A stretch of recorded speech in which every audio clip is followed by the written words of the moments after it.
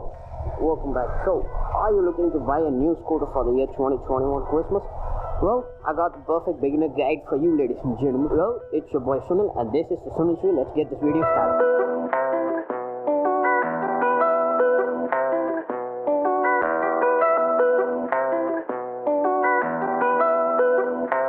Okay, so today we are gonna be talking about the best scooter brands in India and which one you should pick in the year 2021 for your Christmas present.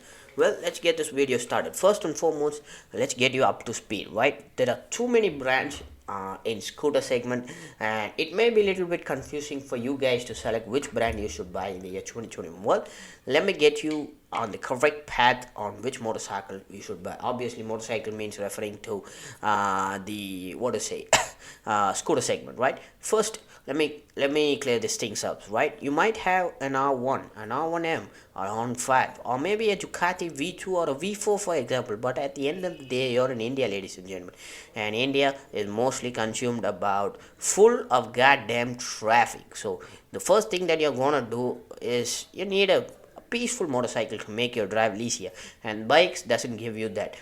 So you might be looking into the premium 125cc scooter. So today we are going to be talking about that. There are a lot of differences and a lot of different companies that you can choose from this year 2021, but I'm going to split it right now and tell you which company is the best you should buy.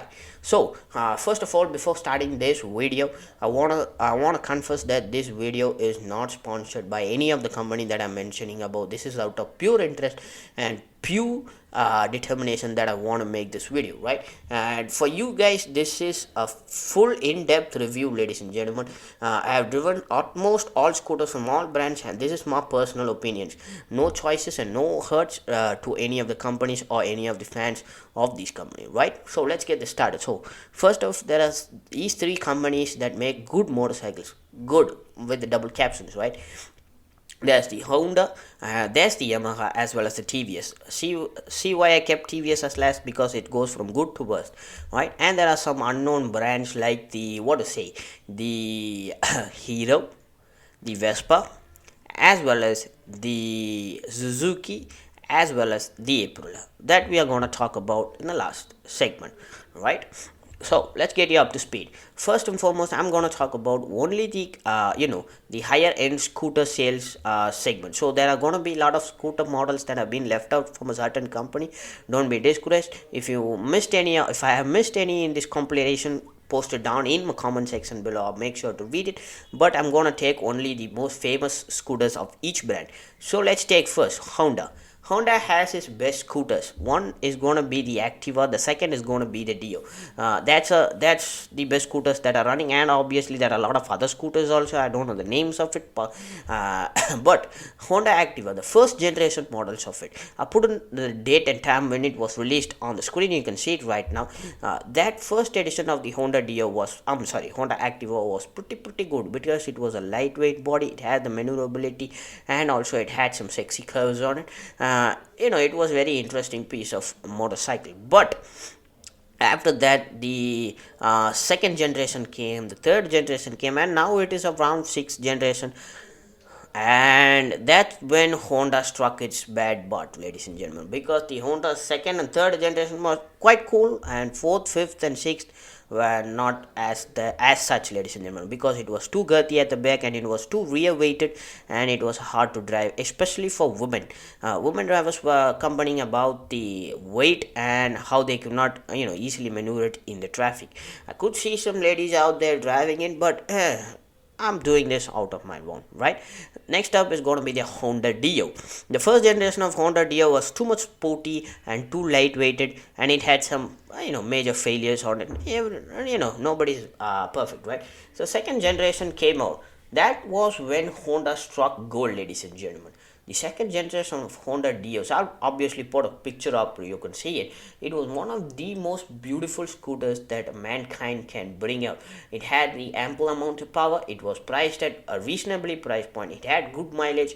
It gave about 60 kilometers per liter, company claimed. It had a good top speed of 110 kilometers done, which I have already actually done. And also it had some nifty good features on the motorcycle. And also it was lightweight, not like the Honda Activa. And also it was sporty, so it was much more appealing to the younger generation of the fans. So that's Honda's side of things.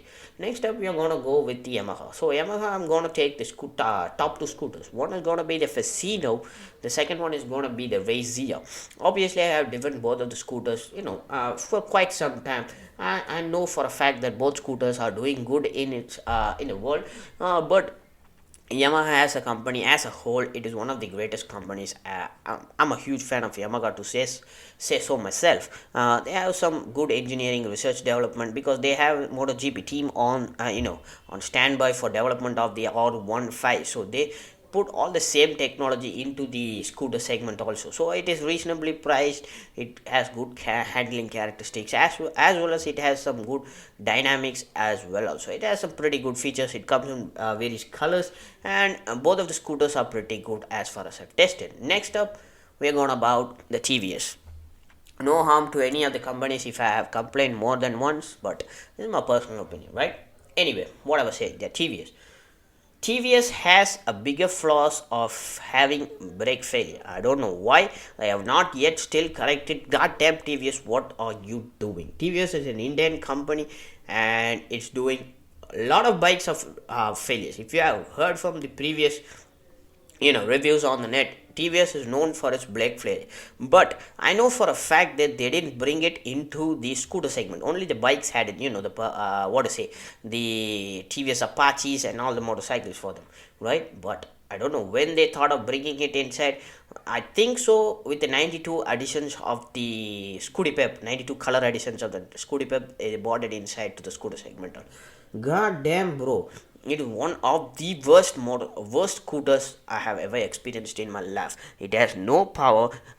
It has no power. It is highly priced. It gives a less mileage, and the brakes are pretty bad. Pretty bad in the sense it goes out probably like 4 days after you tighten the brakes up, even though it's a disc brake and cost 1,10,000 rupees. So probably I'm not gonna suggest you buying this TVS Scooty, but if you want, if you are two fans of it, visit your local dealer, take a test drive, and feel free to experience it as much as you want. But this is gonna be my personal opinion. I hate the motorcycle. My scooter, yes, ladies and gentlemen, I'm talking about scooters. I'm driving a motorcycle, yes, I know, but my scooter is right now outside. My dad has taken it out. He had some work to do, so that's why I'm doing this on my motorcycle. So I don't want to, make you guys waiting for vlogs, right? Anyway, look at the beautiful scenery, ladies and gentlemen. This is around 25 kilometers from my house, and this is nearer to my college. So if my college buddies are watching this, you might know where I am right now. So that's one cool news. But okay, back to the scooter segment, right? That's one of the worst scooters. But if you want to buy any scooters from the TVS, either go with the TVS Scooty Pep, the older generations, as well as the TVS XL50 or the XL100. Yes, I know XL is a moped. I'm including this. It's a good motorcycle. Sorry, it's a good moped or a good scooter, whatever you want to call it. Most of the merchants have it. I have driven it. XL100 is one good heck of a machine, right? Anyway, jumping on to the next segment, right? We have some of the unknown brands, ladies and gentlemen. This is where shit goes south. First and foremost, let me educate you on something. There's Hero. I don't know why Hero is still making motorcycles in the year 2021.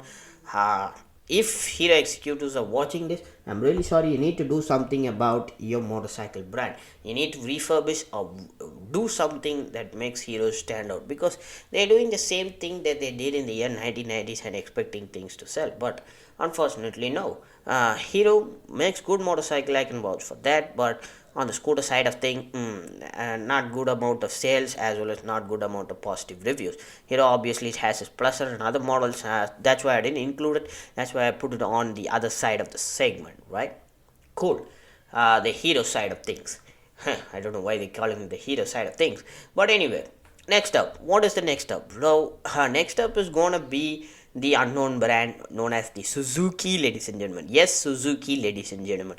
Why I included Suzuki? Well, Suzuki makes one of the greatest bikes on the planet, the Gixxer GSX-R 1000, as also the Suzuki, what to say, the Hayabusa, one of the greatest motorcycles to be born on this planet. But unfortunately, the scooter side has been a little shaky ever since they launched the scooter. Obviously, they launched the, what to say, Bagman 125, and I have ridden it. It's a good motorcycle, not to be offended by any of that. It has good brakes, it has good handling, but it has less maneuverability because it's like some kind of a cruiser segment that they introduced.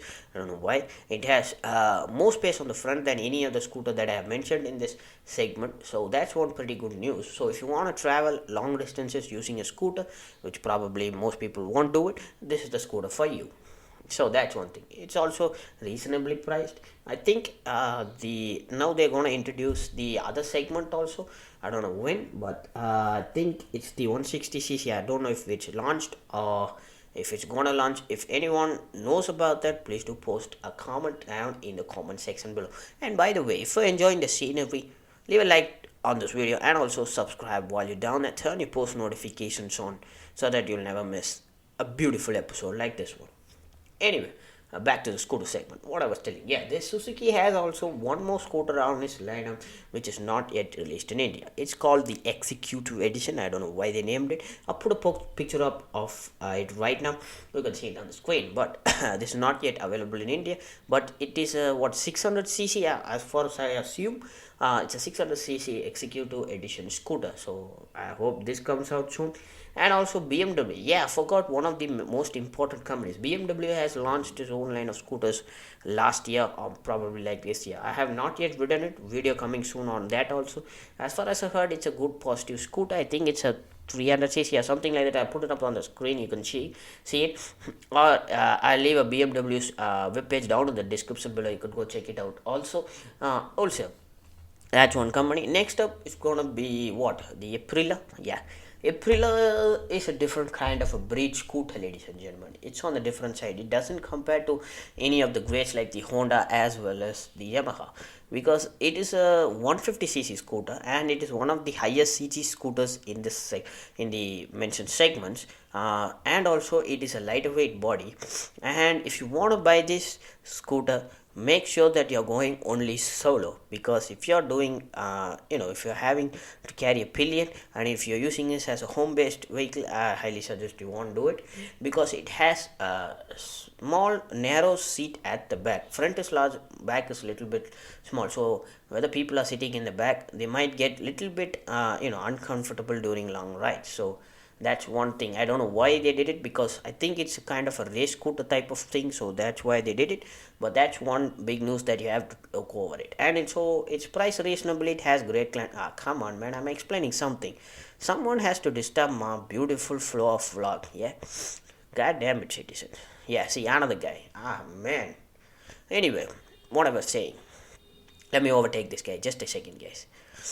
Come on, baby, pick up speed. Third. Come on, switch gears. Third, fourth. Okay. Anyway, back to where I was. Yep. Aprilia has this 150 as well as the 160Rs. Both scooters are easily maneuverable because of narrowness at the back as well as at the front. Right, and it gives a reasonable good mileage, and it also has a reasonable top speed. And also I'll put every single scooter from every company's top speed on the screen right now. You can see it if you are interested into that kind of facts. And also next up we are gonna go with the Vespa. Vespa is directly opposite to that of Aprilia, right? It has a big girthy back. It has more power. It is the same 125cc to 150cc segment. It is reasonably priced, but I don't think it gives a good mileage. And also it has some kind of wobbly structure at the front. Suspension, I don't know why, because of its geometry or whatnot. I'm not sure about that also, but wow, beautiful scenery, ladies and gentlemen. Well, I'll let you enjoy some of the beautiful sceneries near my college. Maybe I'll cut it off. I have to cut it off a little bit close to my college, because I'm not allowed to shoot it. But whether we are coming back, maybe I'll catch up with you guys, right? Peace.